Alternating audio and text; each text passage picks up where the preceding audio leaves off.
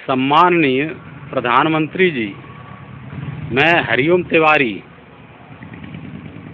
आपसे निवेदन करता हूं कि साईं प्रसाद, शारदा, कल्पतरु ऐसी ही तमाम जो कंपनियां हैं भारत में हजारों, जिन्होंने भारत के गरीब जनता का अरबों रुपया ठग लिया है और ये लोग दसियों वर्षों से अपने पैसे को पाने के लिए प्रयासरत हैं, परेशान हैं।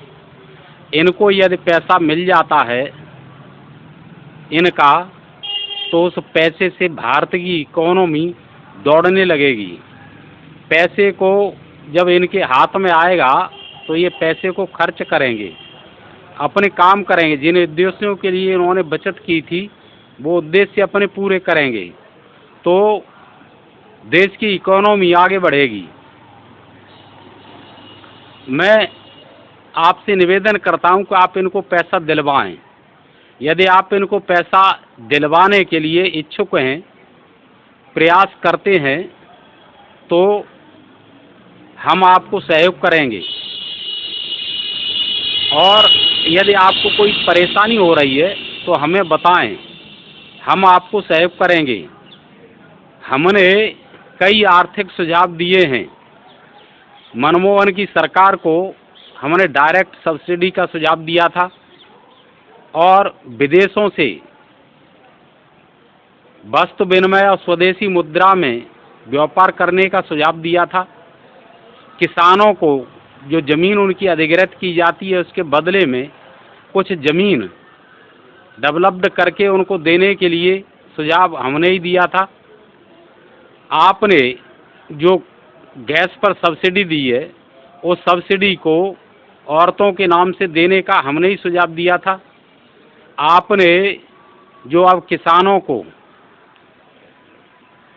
अपनी उपज चाहे जहां बेचने का जो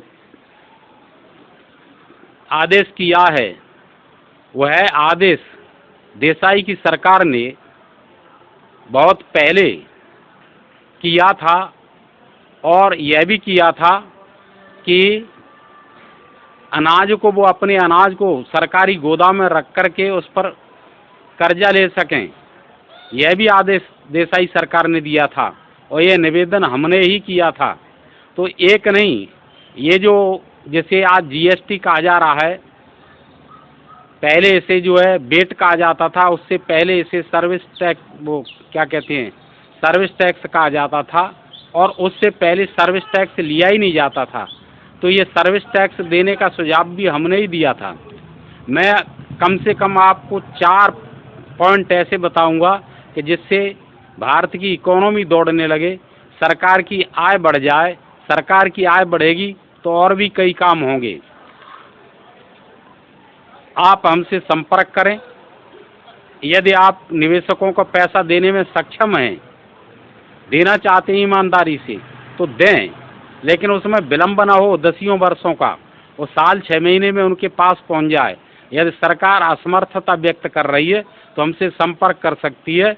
मैं हरिओम तिवारी, संस्थापक, पूर्व अध्यक्ष, वरिष्ठ नेता, जन संग्राम पार्टी। जय हिंद। आप सभी लोगों को नमस्कार।